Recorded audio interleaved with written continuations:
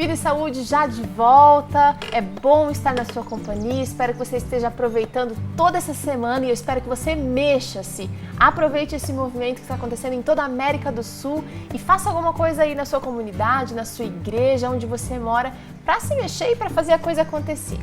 Agora é hora de papo sério, eu tenho aqui o prazer de receber a professora Tércia Barbalho, ela Olá. é psicóloga, coordenadora do curso de Psicologia do NASP. Isso. Prazer ter você aqui com a gente, professora. Prazer é todo nosso. A gente vai falar de um assunto um tanto quanto sério e difícil de lidar. O transtorno do estresse pós-traumático. Primeiro eu gostaria de saber, professora, se todo mundo que passa por uma situação de trauma, a gente citou aí, né, um assalto, uma violência, um abuso, se todo mundo vai desenvolver de repente até me lembraram aqui agora, um pós-guerra, alguma coisa assim. Se todo mundo que passa por uma situação dessa vai desenvolver um transtorno pós-traumático. Olha, bom dia a todos, né? É um prazer estar aqui.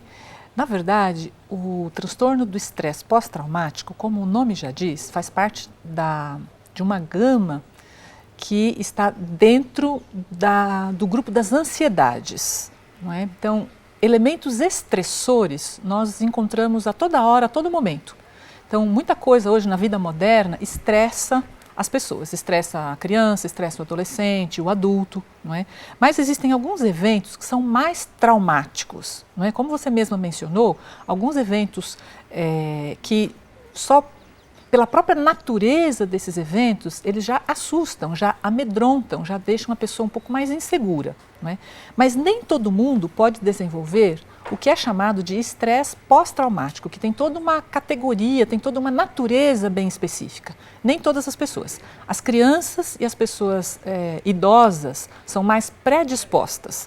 E as pessoas que já são um pouquinho mais ansiosas do que a média, do que a maioria, essas também podem, né, se predispor, são mais vulneráveis, estariam mais suscetíveis a desenvolver um transtorno do estresse pós-traumático. Agora, a gente ouve assim, quando acontece uma grande catástrofe, por exemplo, antigamente a gente pensava mais no socorro dos alimentos, de utensílios. Hoje em dia, os psicólogos também são muito requisitados. Sim. Logo em seguida, vamos supor aí um terremoto. E as pessoas perdem, tem muitas vítimas, as pessoas perdem tudo e os psicólogos são logo acionados, tem muitos voluntários que vão atender.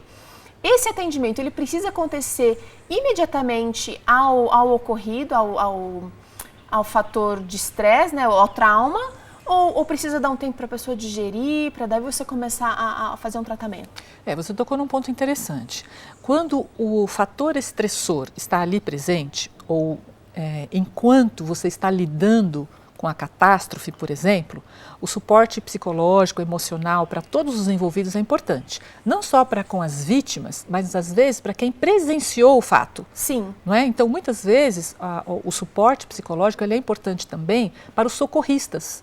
Porque eles se deparam, né, com cenas, com imagens, com a dor do outro, e isso mobiliza, mexe muito com a pessoa. Então, esse suporte, enquanto o evento ainda, entre aspas, é pós-evento, mas você ainda está dentro daquele quadro. Está vivendo aquela realidade, está vivenciando aquele contexto ainda. O estresse pós-traumático, para ser diagnosticado como estresse pós-traumático, ele deve acontecer depois disso. Uhum. Quando o fato já acabou, ele já passou, e ele pode vir a ocorrer até meses após, às vezes até anos após, não é? A pessoa ter presenciado ou ter vivido aquela situação estressante, de repente ela pode desenvolver alguns sintomas, não é, que então vão entrar por essa categoria do diagnóstico do estresse pós-traumático. Enquanto você está ali no ato em si, a gente ainda não chamaria de estresse pós-traumático, chamaria do próprio trauma ou do estresse ali do local, não pós-traumático. Legal, então a gente tem aí uma diferença. Isso. Agora eu queria saber, professora, como que a gente pode então caracterizar ou distinguir quando começa então a surgir o estresse pós-traumático? Como que a pessoa se comporta? Olha, geralmente existem 3 grandes categorias de sintomas, né, que as pessoas começam a demonstrar e que nos chamariam a atenção e que sinalizariam não é, um possível diagnóstico de estresse pós-traumático? A primeira coisa é a pessoa começa a ter o que a gente chama de revivência do fato. Então, o fato já aconteceu há um mês atrás, há 2 anos atrás, e a pessoa começa a revivê-lo através de sonhos, de pesadelos, ela tem a sensação de que aquilo está voltando. Então, essa revivência de um fato que já ficou lá atrás é um dos sintomas. E como isso é muito doloroso, porque ela sente as mesmas coisas que sentiu lá. Então, isso muito é muito real forte, para ela. muito real, muito forte. Então, ele passa, esse é primeira gama de sintomas. Tá. A segunda categoria seria, por conta disso, ela passa a evitar, não é? É a evitação, não é? Ou a esquiva de pessoas, do local, ela não quer passar perto, objetos, memórias, qualquer coisa que a lembre ou a faça se recordar do fato, ela quer fugir, ela quer esquivar-se daquilo. Quer dizer, começa já a interferir até na rotina. Na própria rotina de vida, começa a ter prejuízos, não é? E o isolamento social, às vezes, é muito forte nesse caso, muito comum. Tá? E aí passaria então para uma terceira gama de sintomas, que aí desenvolvem mais questões de distúrbios, né? Orgânicos, emocionais, então a pessoa fica irritada, tem dificuldade de concentração e de memória, dá taquicardia, dá boca refletir seca. Na alimentação, de repente, sono, não é? Insônia ou sonolência demais, come demais para descarregar um pouco da ansiedade. Sim. Então tem toda uma esses 3 gamas de sintomas. Que sinalizariam para um sintoma, diagnóstico de estresse pós-traumático. Professora, esse diagnóstico ele precisa ser feito tem vários telespectadores assistindo que talvez tenham passado por um trauma, e esse trauma, pelo que eu estou percebendo, pode ser inclusive a morte de um ente querido, pode ser um abuso. Eu queria saber qual é o tipo de trauma que é mais comum de acabar culminando no estresse pós-traumático. Isso. Sua pergunta é muito importante, porque quando a gente fala em estresse pós-traumático ou trauma, a gente logo pensa nas grandes coisas, não é? Então, incêndios, guerras, um avião que cai, catástrofes mega eventos. Mas, às vezes, dependendo da vulnerabilidade das pessoas, de alguns indivíduos, sensibilidade e da dificuldade de enfrentamento, um fato que necessariamente não seria tão traumático para uns, pode ser tremendamente traumático para outros. Eu, por exemplo, já fui assaltada 6 vezes à mão armada e não desenvolvi estresse pós-traumático por enquanto. Porque isso pode vir a acontecer. Eu estou me colocando no seu lugar, eu estou me colocando no seu lugar e pensando, nossa...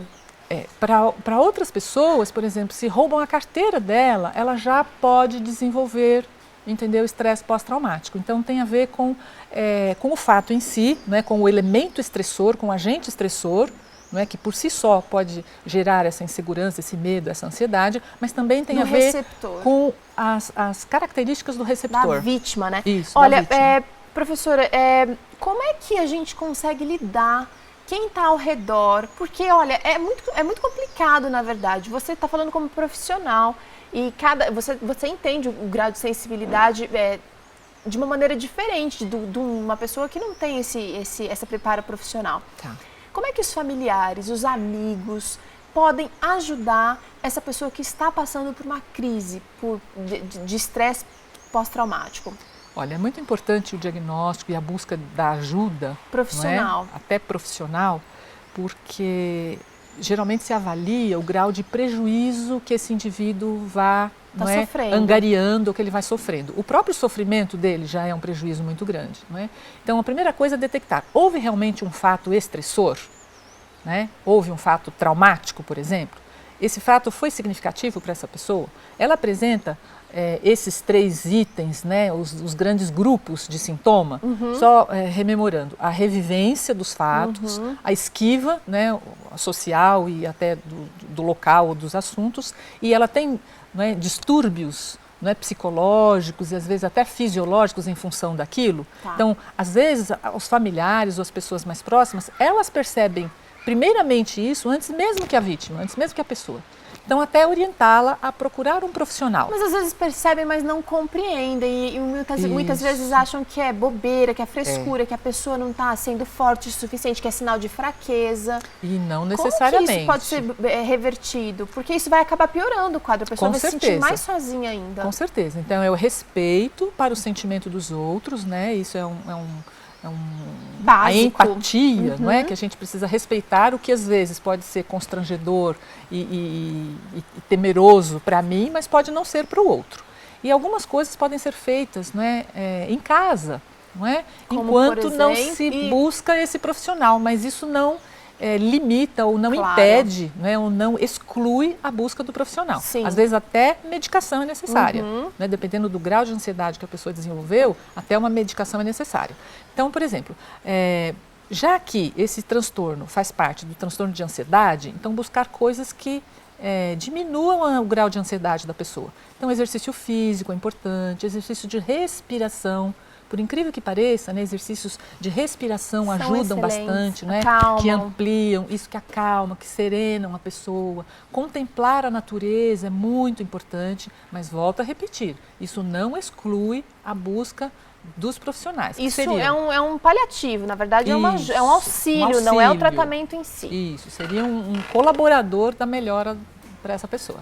Tá joia. Professora, muito obrigada pela sua colaboração. À disposição. A professora Tessia, psicóloga, vai estar conosco durante amanhã, eu ia falar durante essa semana, mas logo amanhã ela vai estar aqui falando sobre preconceito que os obesos enfrentam, julgamento. É muito duro, esse assunto é muito sério, precisa ser encarado de uma maneira séria também. Vida e Saúde vai ficando por aqui, eu agradeço a sua participação. Muito obrigada. E amanhã tem mais, eu espero você aqui às 4h30 da tarde, pontualmente, porque o Vida e Saúde está recheado de coisas boas para que a sua vida seja ainda melhor. Um abraço, até amanhã.